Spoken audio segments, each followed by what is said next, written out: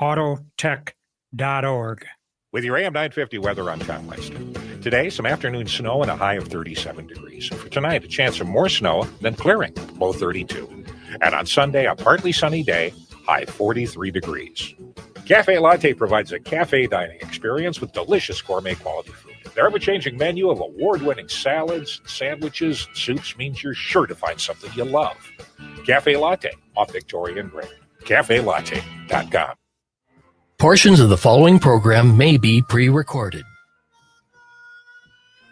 Good morning, and welcome to Connections Radio Show, where we talk about ideas that matter. And I'm so glad that you've joined the conversation. On our show, we try and explore a wide range of topics that challenge us to see ourselves, our community, and the world around us in ways that get us thinking, imagining, exploring, connected, and perhaps inspired or challenged to do just a bit more because we made the connection. Our topic today is exploring our creative will to both imagine and build a better future, and ways that you can support building that better future. Joining us is Jeffrey Morris, Black director, writer, director, based here in the Twin Cities.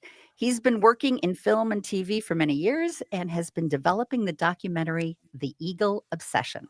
This documentary features Jeffrey on a globe-trotting adventure as he investigates the origins and ongoing fascination with the iconic Eagle transporter from the classic science fiction series Space 1999. Welcome, future dude. Hi, how are you?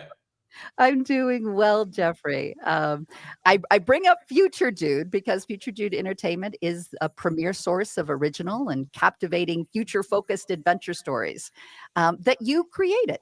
I did. I'm going to see. I'm going to sneeze. Sorry. Bless you. Bless you. Okay. Yeah. No. I founded the company 15 years ago, and my whole focus has been, it started a long time ago, but the main issue for me is kind of fighting against anti-intellectualism and trying to inspire positivity and hope and the kind of dreams that we had. When I was young, I really thought the future was going to be a very different place than it's turning out to be. So I want to tell stories about the world that I'd like to see exist. That's a big part of what I think science fiction can do. It can point the direction to a more positive future. So, well, the last time you were on the show was in October, and we were getting ready for the Twin Cities Film Fest, where you were going to be presenting. And I opened with a quote that you had in some of the materials that you sent me. Imagining the future is the best, and how you describe that is the best sci-fi is a mirror. And this time you sent me a 22-minute preview, which is just excellent. And in it, I was moved by science fiction does not predict the future; it inspires it. Yes. Better, it inspires either a better future or a warning of what's coming our way. Yep. And I love the question is, do we have the will to create that future? And I thought that was a especially moving question for where we are right now. Yes, I mean the thing that's happened, and again, thank you for having me on. I was trying to think about what do I want to talk about today, especially considering Yes. where we are. Yeah. And it's interesting because science fiction, it should be a way to either talk about possible futures, both positive and negative, right? It's to say, hey, this is what could happen if we don't change course. That's a possible way that, another thing is to say, this is what could happen if we work together and we improve and we evolve and we change our outlook, right? Change our way of interacting, change our way of being. This is a better future we could have.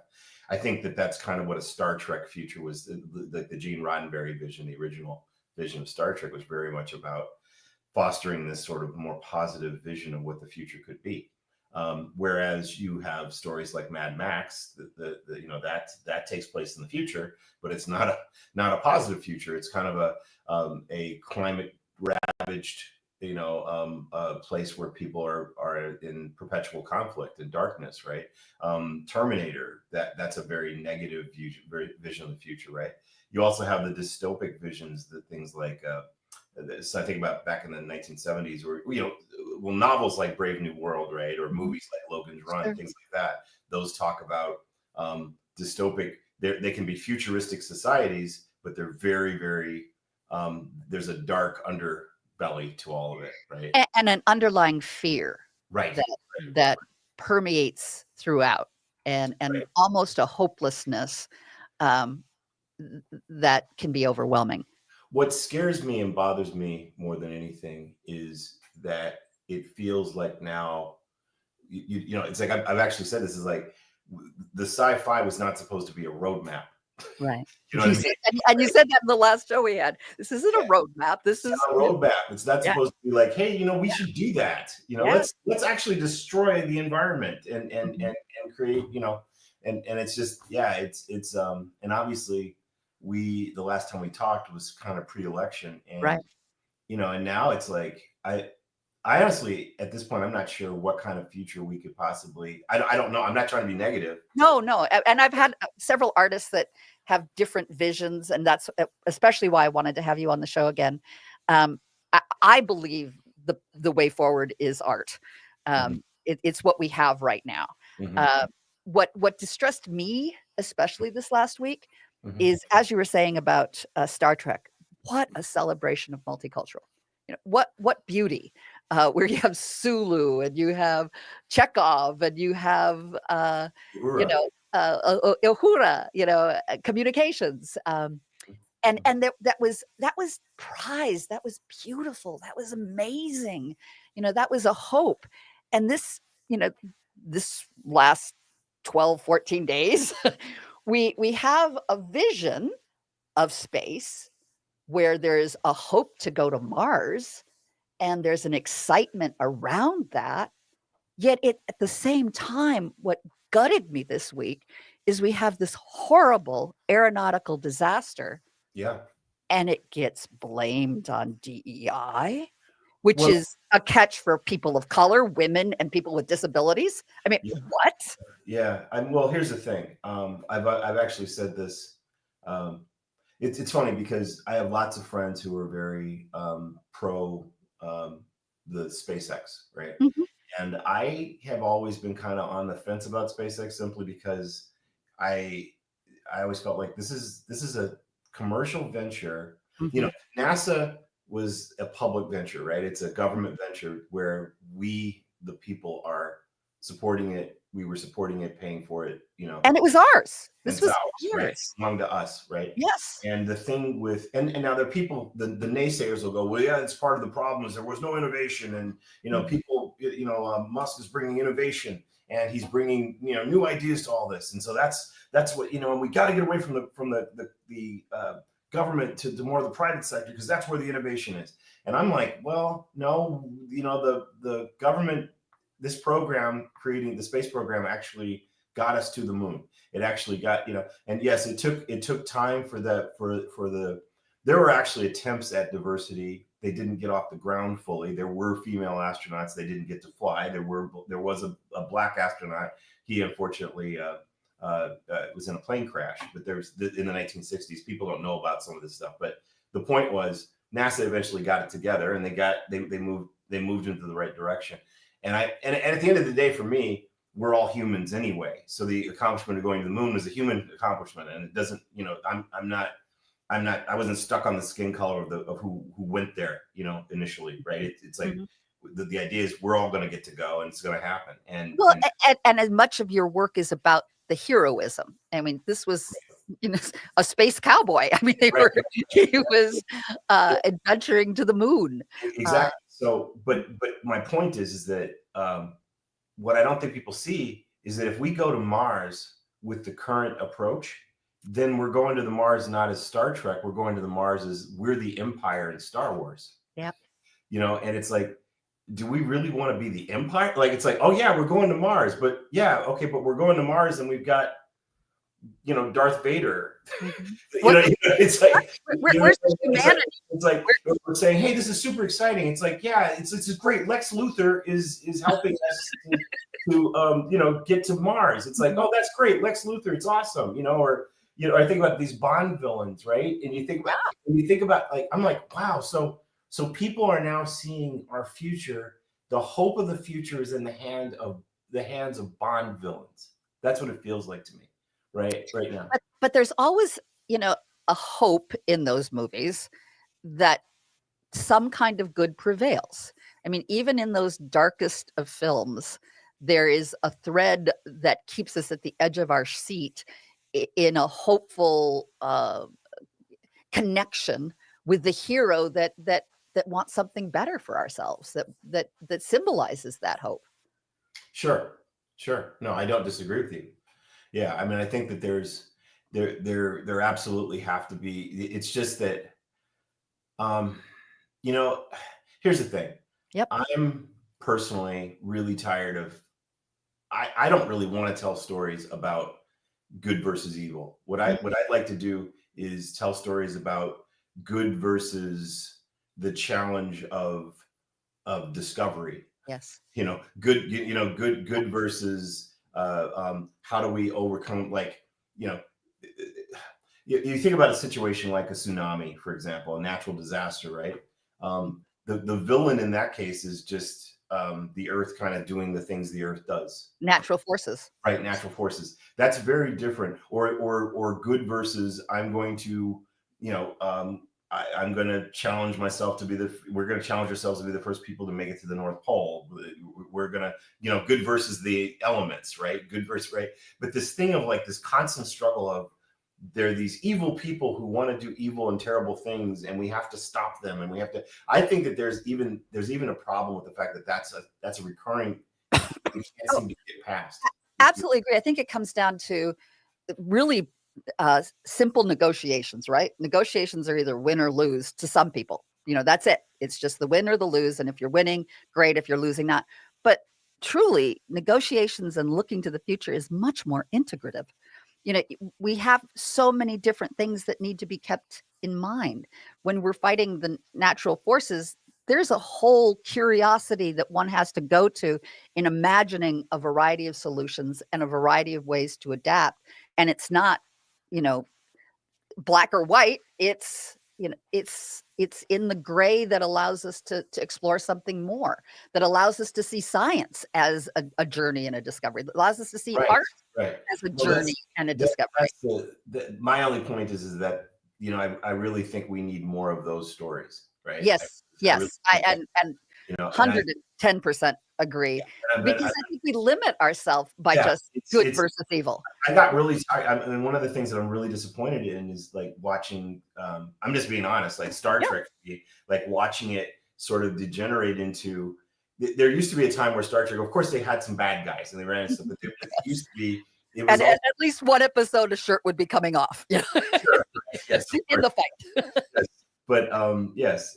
But but my point was there was also just discovery or just trying to understand the human mind better, trying to understand how to be better, those sorts of stories. And it sort of generated into, well, no, there's this big, terrible, evil thing and it's coming to get us. And it's just that's got to change. We got to have something else. We need something else, other stories to guide us. And something else I'd like to talk with you about today. And I got to put you on pause because my my technical director is saying that I have to go to break. So okay. No, all good. And I'm going to be on the edge of my seat about the other thing that you want to talk to us about, but it will all be from the framework of looking at science fiction or science faction, as you had in one of your conversations in your documentary. A little bit more about your documentary and ways to support you in being able to finish up getting that all edited and brought to life. So we'll be right back after a few commercials.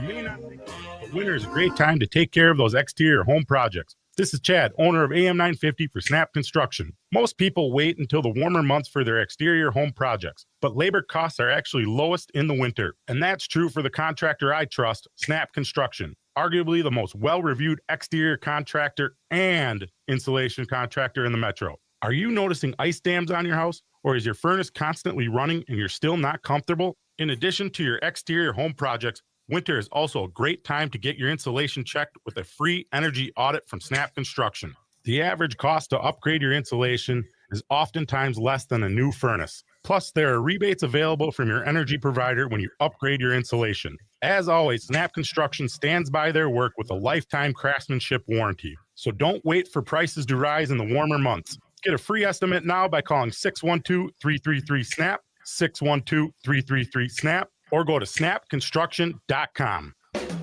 Hello, everyone. This is Becky McNatten, and Tara Martini. hosts of Feels Out Loud.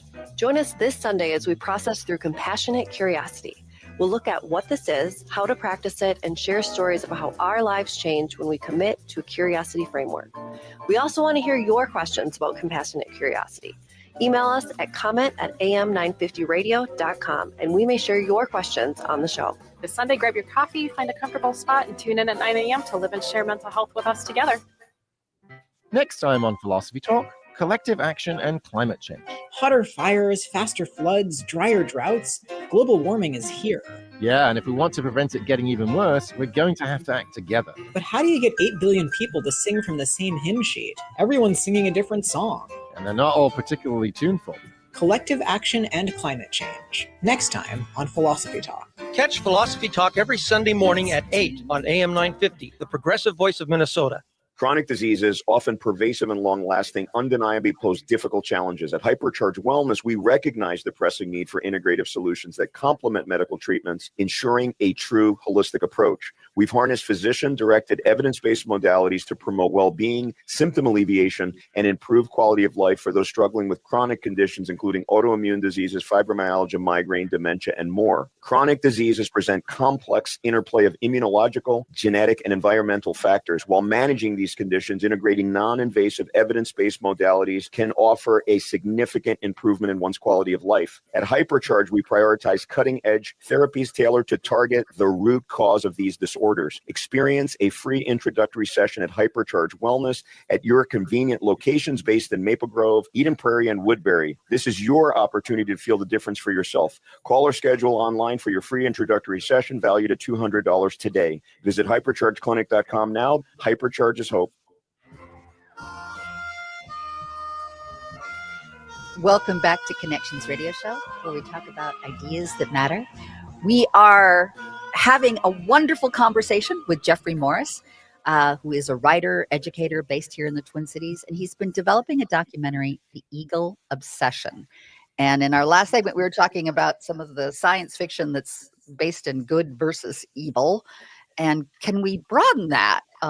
Perhaps the scientist can be a hero as he looks at the connections in a more heroic way of looking at all the nuance and the challenges and the discoveries. Mm-hmm. So you were about to tell us something, and I had to cut us off and go to a commercial. No, it's fine. One of the things I was trying to think about, like when we look at how did we get here, like where we are currently, our current environment, something that was really important to me growing up is I was hoping to, I was watching shows like Star Trek and Space 1999, things like that, where it felt like in those stories, the humans had worked together to figure it all out, right? We'd gotten past a lot of our differences. And then our challenges really had to do with what we were running into as we were exploring space, right? Mm-hmm. That sort of thing, as opposed to fighting each other. Right. And I look back at that time, and something that I really recognized, and there's a sort of a thread of anti-intellectualism that I think was, and sort of a shift away from education and science that was really, that was already starting to take hold back in the 70s. I could feel it even as a child. Mm-hmm.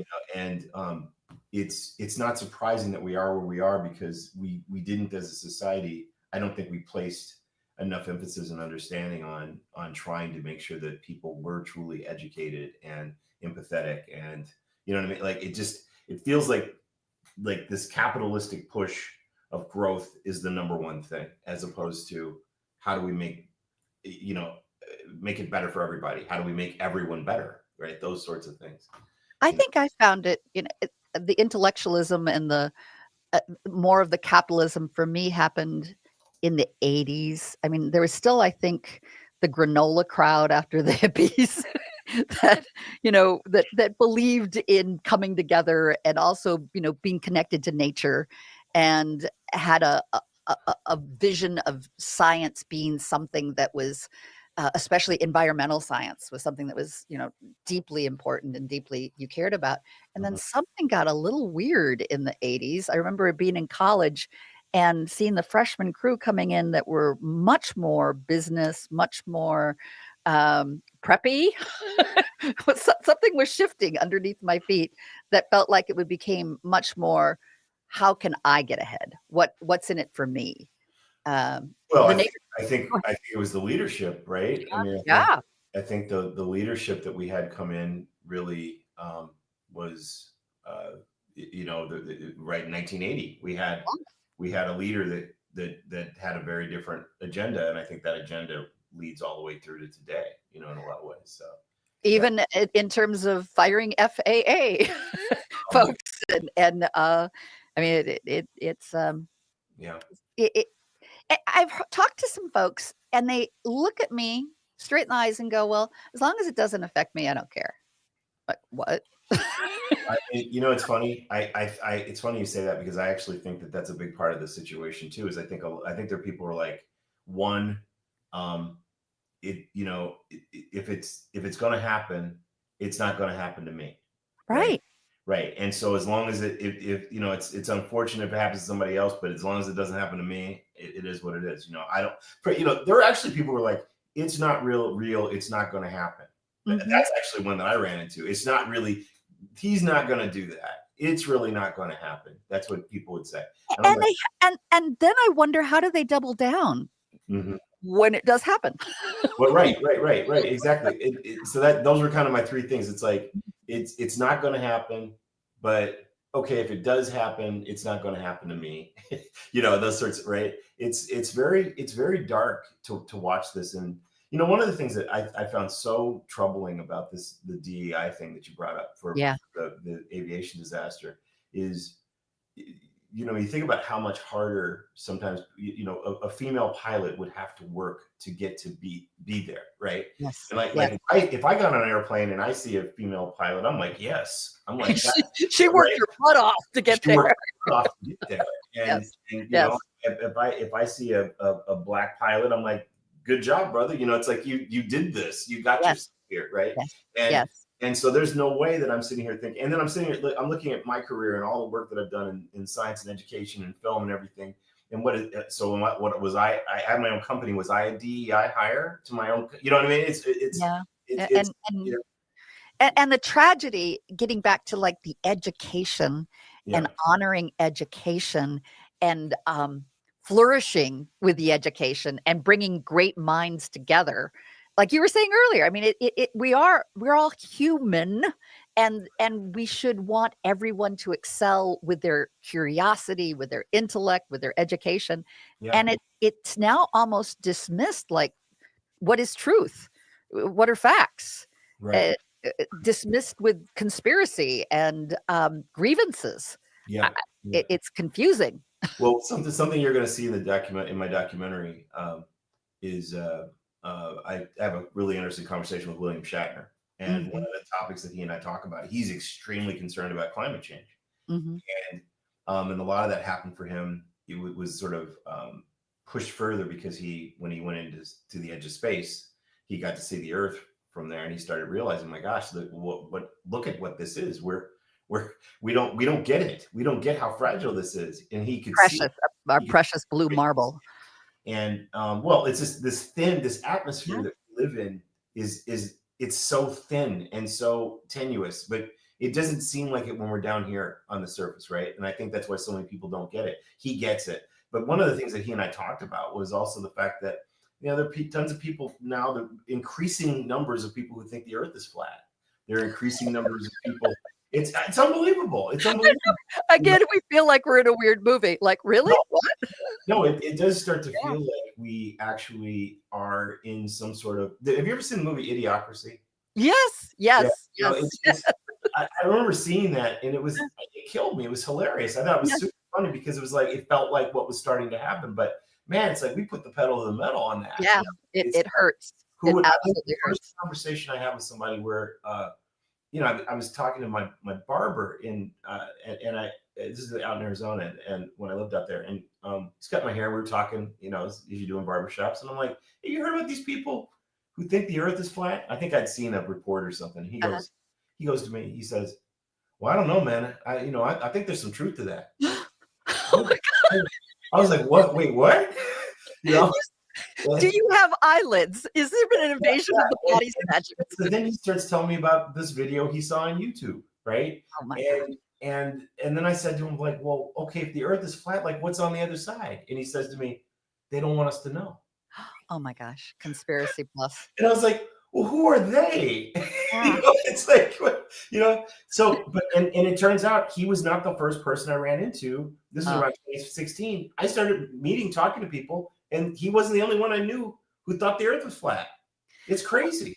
Well, we're going to have to continue our idiocracy conversation, as well as perhaps we can rescript this. There's got to be a new movie out that allows us to see something that is grander, and I believe your documentary is part of that. It brings us back to a memory of who we can be and who the world was for you that inspired you. And I before we go, I just want to make sure people can go to eagledocumentary.com. You can donate there and help get this documentary finished.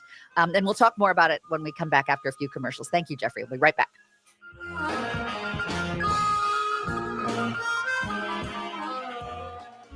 Hi, it's Penny from Nightingale in Minneapolis. Since 2012, we've been your go-to dining spot near 26th and Lyndale in South Minneapolis. Indulge in classics like our scallops, steak tartare, Nightingale burger, and the irresistible chocolate pot de creme. Chef Carrie keeps it fresh with seasonal dishes. We have craft cocktails and curated wines for anyone's taste. And Mondays mean half-price wine bottles. Open daily 5 p.m. to 1 a.m. with the full menu until midnight. Join us at Nightingale where good times and great flavors come together. Hey friends, this is JP D'Arbogossian, host of The Gaily Show. Who knew 20 years ago, even 10 years ago, that social media CEOs would deliberately turn their platforms into far-right engines of fascism? TikTok shares your personal data with China's authoritarian government. Twitter is the primary site for MAGA organizing and spreading their propaganda. And now Facebook, Instagram, and Threads have not only stopped fact-checking far-right disinformation and lies, but they wrote the following policies, telling its users that they can post, and I quote, allegations of mental illness or abnormality when based on gender or sexual orientation. And they can also explicitly refer to women as, and again, I quote, household objects or property. So AM 950 and The Gaily Show have moved to Blue Sky, where far-right extremists are banned on site, there is no algorithm, and social media is, well, sociable. Plus, we've created a listener starter pack just for you. Use our starter pack to immediately follow all of your favorite AM 950 shows already on Blue Sky. We're at thegailishow.org. That's at thegailishow.org on Blue Sky. Hey, it's Freddie Bell, host of New Beginnings, designed for those of us more seasoned, I'll say, with informative talk on everything from health, finance, local and regional news, volunteerism, spirituality, and even a bit of humor tossed in. So if you're proud to be a more seasoned listener, tune in to New Beginnings Sunday afternoons at 1 right here on the Progressive Voice of Minnesota, AM 950.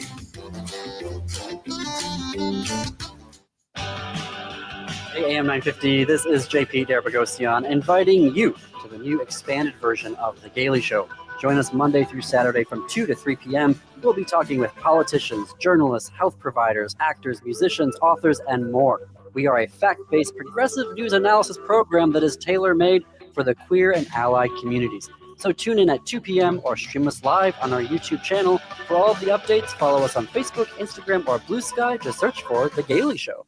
I'm Dr. Stefano Sinacropi, an orthopedic spine surgeon and wellness evangelist, hosting the brand new Recharging the Human Battery show on AM 950 radio. My co-host Mandy Dickey and I will delve into various health topics, ranging from medicine to nutrition to exercise, emerging technologies, and yes, some way out there stuff. Will provide a balanced view of today's landscape, helping listeners navigate its complexities and hoping to change the way you think about your health. Recharging the Human Battery airs Saturdays at 11 a.m. With your AM 950 weather, I'm John Meister. Today, some afternoon snow and a high of 37 degrees. degrees. And for tonight, a chance of more snow, then clearing, low 32. And on Sunday, a partly sunny day, high 43 degrees. Catch Caleb Heron at the Fillmore in Minneapolis on March 9th. One of America's top gay comedians, Caleb brings his So True tour to town with sharp humor and big laughs. Plus, he's joined by special guests. Tickets on sale now at Ticketmaster.com for Caleb Heron, live at the Fillmore, March 9th. AM 950 KTNF, St. Louis Park, Minneapolis, St. Paul. Welcome back to Connections Radio Show, where we talk about ideas that matter.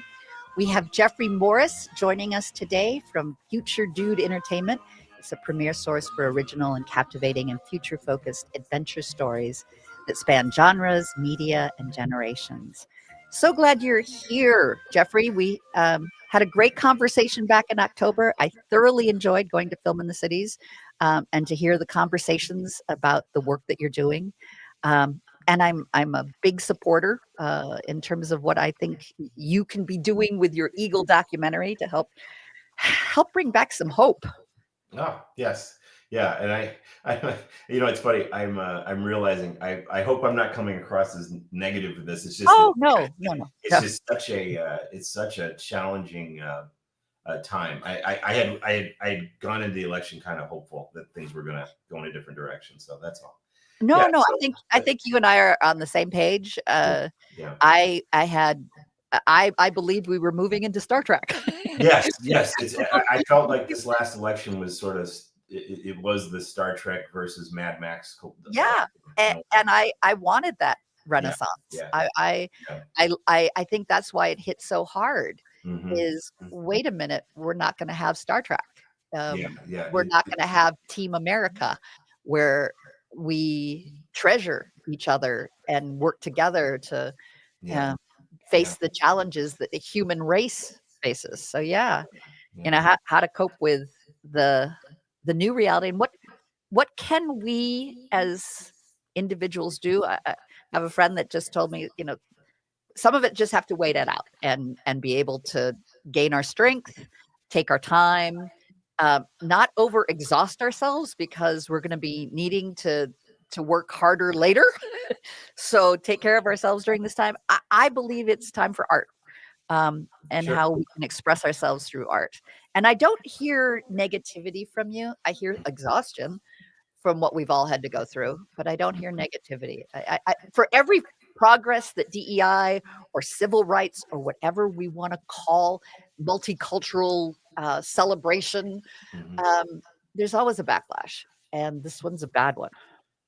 Yeah, this one is going to be hard. I think it's going to be a little harder to reverse than many people think, and I think there has to be some clear thinking here. And anyway, I could go on and that one, but yes, let's go back to my documentary. I know you like to talk about that. I do. I want people to support it, because no, I really appreciate that. I think underlying it is we need to bring back heroes, I believe. Yeah, I think that's a big part. It's funny because obviously I sent you the first 22 minutes of the documentary is going to be 90 minutes long, and we're about halfway done editing it.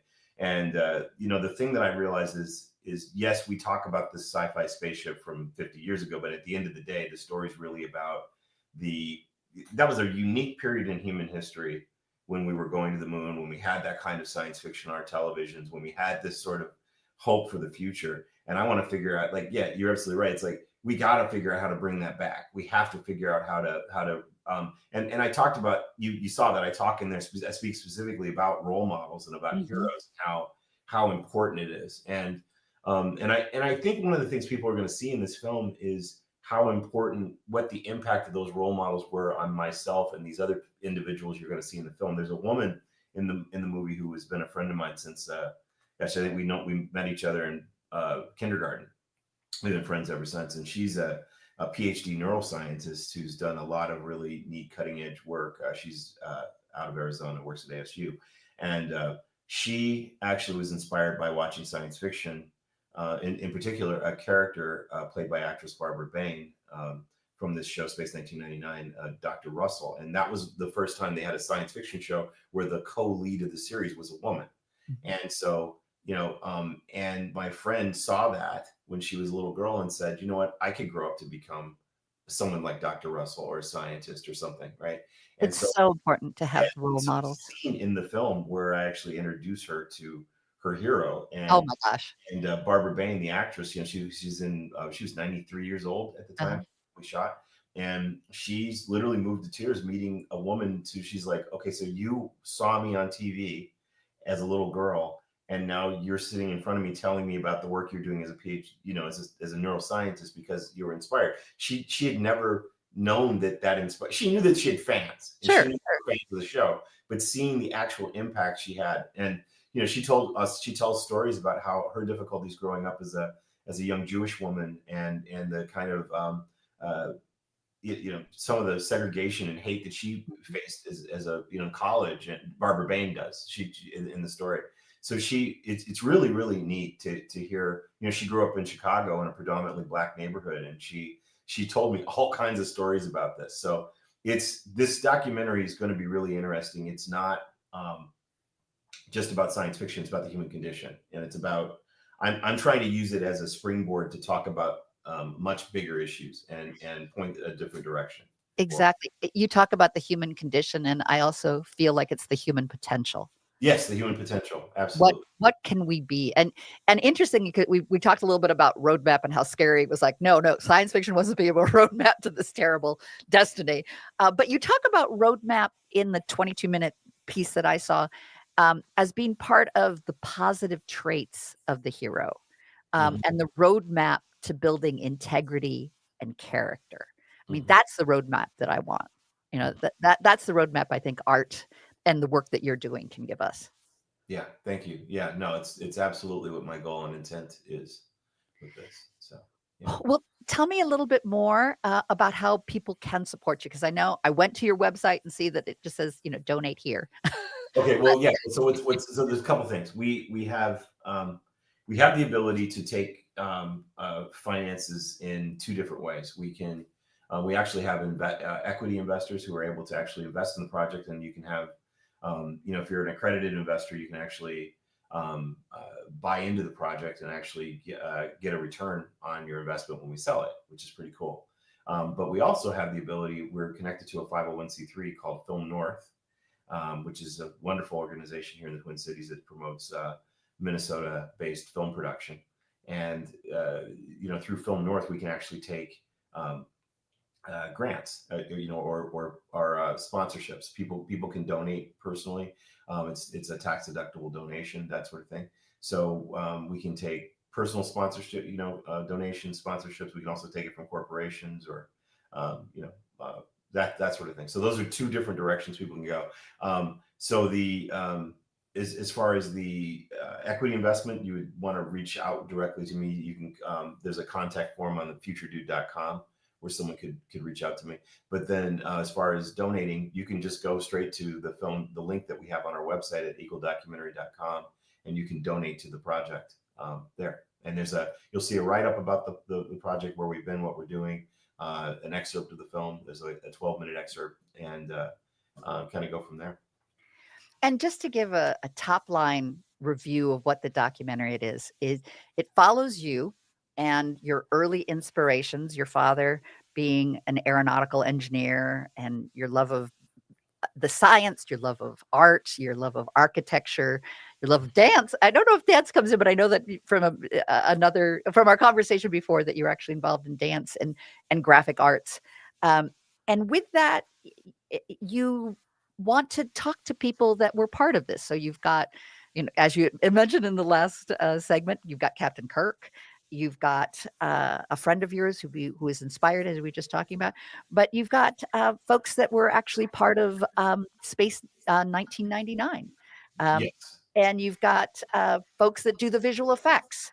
And you go all over the world. You go to London, you go to Colorado, and we go on an adventure with you as you explore the obsessions, not only that you have, but others have as well. Yes. Yeah. No, I meet people whose love of this stuff has led them to build huge models of it. There's a guy in Denmark that I visit with. It's great. And then I also go to England, where I recreate some of the sets from this TV series from 50 years ago. and I actually got to hang out in the set with this actor who I grew up watching, and it's pretty magical stuff. So yeah, we have an astronaut named Dr. Sian Proctor, who was the first Black woman ever to pilot a spacecraft, who is in the documentary. Also, Kevin J. Anderson, who's he writes for lots of Dune novels. He's written books for Star Wars, X-Files, Dune. He's a producer on the Dune movies and TV series, stuff like that. So yeah, so he's a good friend of mine, and he's part of it as well. So there's I don't even know where. Oh, I also interviewed I interviewed one of the guys who walked on the moon also. Yeah. And you feature the students that you worked with as well, that were part of the fifth grade kids that had not known much about the science fiction TV shows and were moved and inspired by it as well. Yes, absolutely. I worked with a group of fifth graders from who went to an aerospace magnet school in Blaine, that was awesome. So yeah. Well, you had asked me to watch the 22 minutes before our talk today. And I have to tell you, when it opened with the Eagle song, fly like an eagle into the sea, fly like an eagle, let my spirit carry me, fly like an eagle till I am free, oh Lord, through the revolution. It hit me. Like, yeah, we need to have our own personal eagle. What will take us beyond this? And then how do we connect with others? What does that look like? And I deeply feel that your documentary and having the chance to talk about how it's okay to be intellectual. Yes. Thank you. You've just proven to me you get it. It's like, wow. It's like, that is what I'm trying to say. It is okay to be smart. It is cool to be smart. It is not a, it's funny. I've spent decades dealing with some of my smarter friends who would, if they say, I don't know if you've ever encountered this when you're having an intelligent conversation with them, they tell you something important, and then they kind of look down to the ground and go, yeah, I'm a nerd. Right? Yeah, almost apologizing. Yes. Exactly. And I'm like, why are you doing this?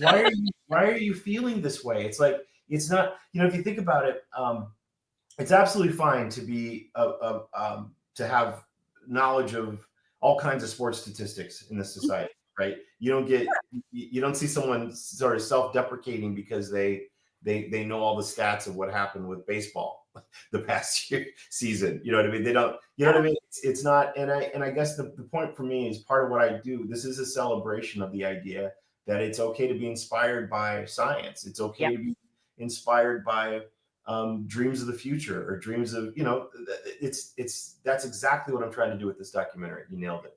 Yeah. And science can be filled with joy and excitement and challenges and struggles. But it's the questions. And how do we become more fascinated with the questions than we are with simple answers? And that if we can keep having the spirit of curiosity and questions, we'll get beyond, and we will celebrate being smart. It seems like the last election also was anti-intellectualism. It was Dems were like being accused of you're being too intellectual. Well, what does that mean? Yes. Well, you go all the way back to with the year 2000 or 2000. I remember people saying things like, "Well, I don't know about Gore, but I feel like I could have a beer with Bush." Yeah, exactly. You remember that?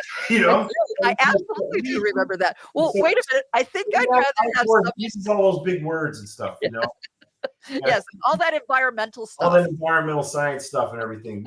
It's like and you're absolutely right. There's like a celebration of being stupid right now. Yes, and that hey, you're not going to make me feel bad anymore. I feel a grievance towards you guys because you're just showing off that you're smart, and we don't need that anymore. Well, okay, but I'm going to go on the other side though too. Okay, wait. I got my engineer is looking at me saying, "No, you're not." All right, well, okay, hold on. Hold on to that because we'll come back with that. We'll start off with that. Okay. Yep. All right, we'll be right back here on Connections Radio Show here on AM 950, the progressive voice of Minnesota. Hi, I'm Rachel Shamblock. My dad is Dr. Scott Shamblock from Shamblock Family Dentistry. A lot of people are afraid of the dentist, but you don't have to be. My dad makes going to the dentist comfortable and even fun. He won't be mad if you haven't seen a dentist in a long time. He just wants to take care of you and your teeth. If you don't see my dad, please see another dentist. Take care of your teeth because they're the only ones you get. Shamblatt Family Dentistry in Hopkins and St. Paul. Find them online at shamblattfamilydentistry.com or call 1-800-FIX-MY-TEETH. Hi, I'm Bruce Klopfleisch. Join me every Sunday at 5 p.m. for Politics Matters. We'll talk about how civics, politics, and law affect you by highlighting a different topic each week. On this week's show, we cover the Sixth Amendment to the Constitution and cover Trump 2.0 and discuss some of the court cases that have already challenged his executive orders. Still haven't heard anything from Pete Stauber on the J6 pardons either. Have you? Tune in Sundays at 5 p.m. for Politics Matters with Bruce Klopfleisch to discover why government and civics matter. Spring and summer is the right time to install your fireplace. Find your perfect fireplace and have it installed and ready before the cold weather hits again. If you already have a wood fireplace, consider a fireplace insert or check out the entire selection at Woodland Stoves and Fireplaces on East Franklin and Riverside in Minneapolis. It will transform your inefficient fireplace into a reliable, environmentally smart heating system. This is Peter Solak, owner of Woodland Stoves and Fireplaces. Have you ever watched your dog or cat curl up in front of a fire? It's primordial, the way it touches both the animal and the human. We know that fire reaches deep into the heart and soul. Let us show you how. We have over 35 working units on display here in Minneapolis. We are located at the east end of Riverside Avenue at 2901 East Franklin. From I-94, take the Riverside Avenue exit. Find us also online at woodlandstoves.com. Let us help you make a fireplace part of your life. Woodland Stoves and Fireplaces, out of the ordinary products and services since 1977. Hi, this is Paul Metza, host of the Wall of Power Radio Hour. We have been on the air on AM 950 for 10 years. We feature cool people from all walks of life in all 50 states. We've had musicians, politicians, actors, poets, people with great stories or a tale to tell. Tune in every Saturday night at 6 p.m. on AM 950, and podcasts are available on all streaming services. Next Chapter Booksellers is the perfect destination for indoor winter activities. Cozy up with a book. They have all the bestsellers and new releases. Plus, their booksellers are great at making recommendations. Beyond books, enjoy mind-bending puzzles and family fun board games for those snowy days. And don't miss Next Chapter's in-store events, book clubs, author signings, and children's story time. So stay busy this winter with Next Chapter Booksellers off Snelling and Grand in St. Paul. More at nextchapterbooksellers.com. Welcome back to Connections Radio Show, where we're having a lively and wonderful conversation with Jeffrey Morris from Future Dude, and we're talking about the EagleDocumentary.com and an amazing documentary that that Jeffrey's been working on. And we were talking about it's okay to be smart. We should. It's okay to be proud. You do not have to look down in shame if you say something smart. You can, own it and be.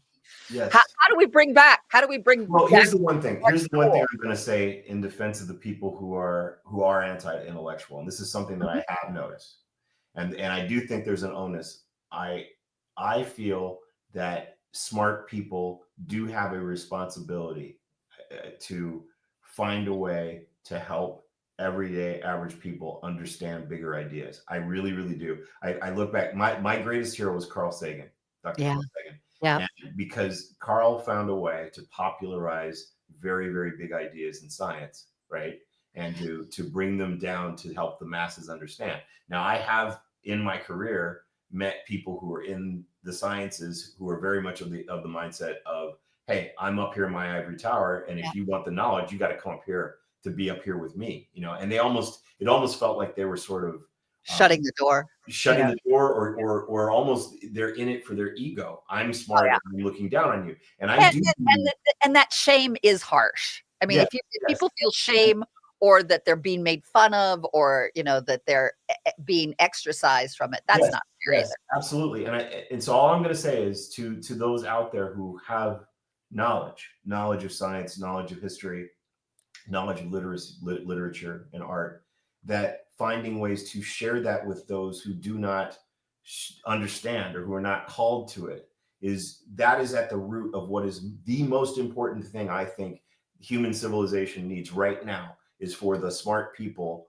to find a way to help bring everybody else along. I think that is the missing piece. We have to find a way. Now you spoke about art. That's one way to do it. But you know what I mean? It's like, we have to find a way to make. And art and science can go, just as your a whole beauty of your documentary and the beauty of your passion is about taking science into an art so it can be relatable, so that the stories can inspire, because we don't really pay attention at this point in our lives, it seems like, or our world, to facts. So if facts aren't moving you, can a story move you? You know, Right. Can the story of science move you? Can the opportunities of the heroic journey of a scientist move you? Because that's my hope. Yeah, absolutely. So yes, that's very much what I'm thinking. Yes. Yep. Well, Absolutely. what is your next steps? We've got only a couple more minutes. And again, I want to eagledocumentary.com. Take a look at the amazing work that's being done. I encourage you to support this effort, because I think it makes a difference, not only for having a good documentary out there, but it's important at this time, especially, that we have some inspiration and that we can see something bigger that Jeffrey brings to us.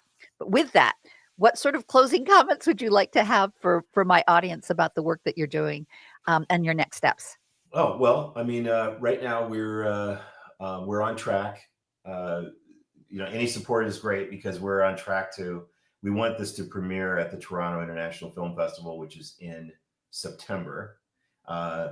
In order to make that deadline, there's a deadline. We have to have the film completed in April in order to submit, because then they have to go through a review process and everything for us to become part of their, roster of films. So we have to get it finished. We've got 50% edited. We're working. I'm working. My life is raising money and editing right now. We have one or the other. Yeah, 40 hours of footage we shot, and it's really amazing and very high quality, and amazing interviews, amazing content, and we just need some help to bring it home. So yeah, it's so we'll be raising money all the way. I would assume we'll be raising money through probably May. I think we continue even after we get the thing finished to wrap it up, but we're covering post-production costs and still a few production costs still and everything. But yeah. Well, if there are special events that you all are doing, that you can let me know about, so that I can support you and publicize it. I would love to be part of your voice out to the community of the work you're doing. And I would love to see that your work would be ready for the Toronto Film Festival. And then following the Toronto Film Festival, what's your hope for where it goes next after that? After that, the idea is that, we've made this out. You've seen it. We've made it at a quality where it's made for theatrical release. We're going to be in talks with actually soon. We're talking to Cinemark Theaters about the possibility. They've got 12,000 theaters. And there was the Taylor Swift movie was independently distributed. We want to distribute our documentaries similarly, but then ultimately we're going to end up somewhere like there's 3 targets for this, like HBO, Netflix, or Amazon. In the end, one of those. Well, Thank you for all that you're doing, Jeffrey. Thank you for all that you bring to the documentary, and the magic of it, and the hope. I do believe that you're bringing hope in a place where we most need it. So thank you for all that you do. I appreciate that. Thanks for having me. Absolutely. And I'd love to have you back again. Well, we'll see. We'll see. Okay. Thank you so much. Thank you.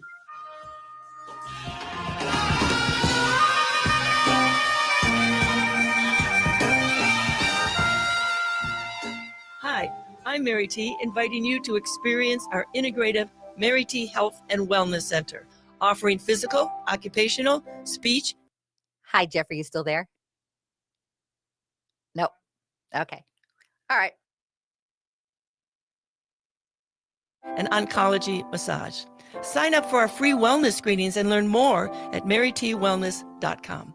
All major health insurance providers are accepted. Come for therapy, experience wellness. Minnesotans are hardy. We don't let snow or ice get in our way. We have places to go. So making sure your vehicle is in prime shape for winter driving is so important. Take your vehicle to Rudy Luther Toyota for all your service needs. I was just there. I got my oil and filters replaced, and they did a complete safety check to make sure my vehicle can tackle winter. And they service all makes and models of vehicles. Head to rudyluthertoyota.com and use their super easy Toyota service schedule to set up your service appointment today. Rudy Luther Toyota on the southeast corner of 394 and 169 in Golden Valley. Hey, Minnesota, it's your favorite sexy liberal. Join me and my fellow cohorts in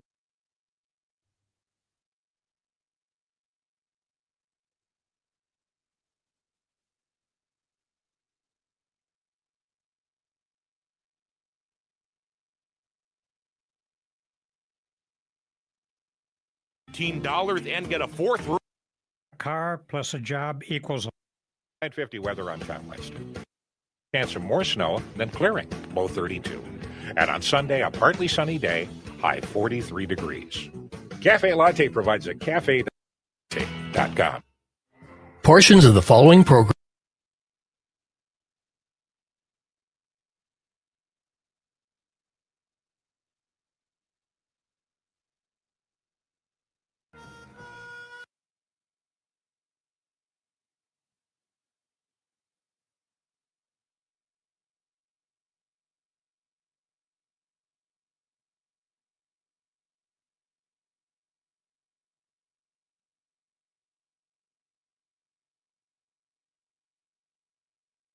Conversations in your documentary. A little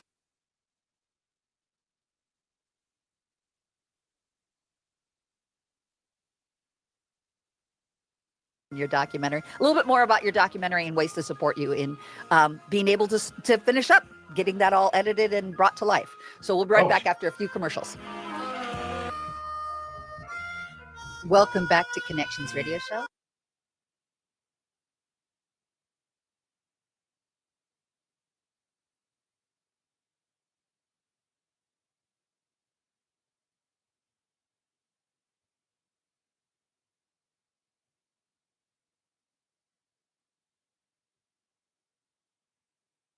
Way you think about your health. Recharging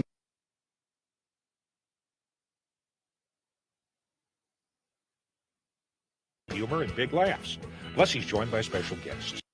St. Louis Park, Minneapolis, St. Paul.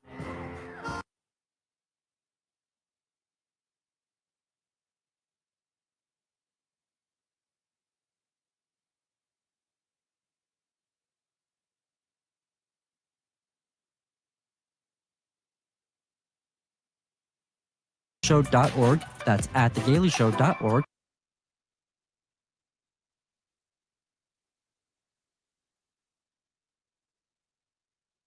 Thank you, Jeffrey. We'll be right back.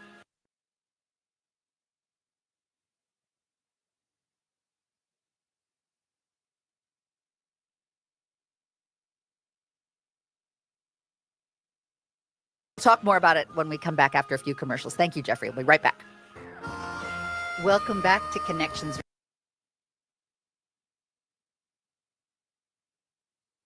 I really, really do. I look back. So we have to get it finished. We've got the end. One of those. Thank An oncology massage.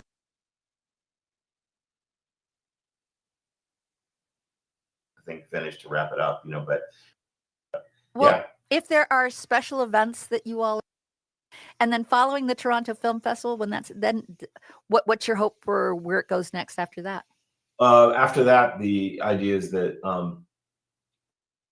but then ultimately we're going to end up somewhere like. All right. We'll see. Okay. Thank you so much. Thank you.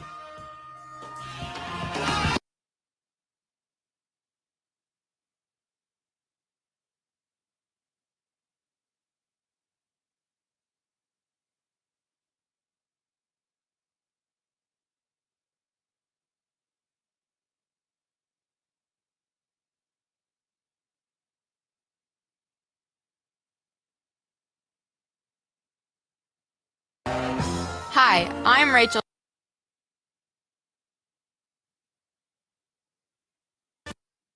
Snelling and Grand in St. Paul. More at nextchapterbooksellers.com.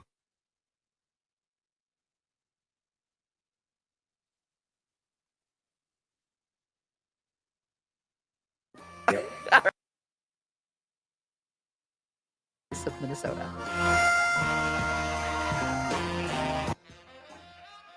Welcome back to Connections Radio Show.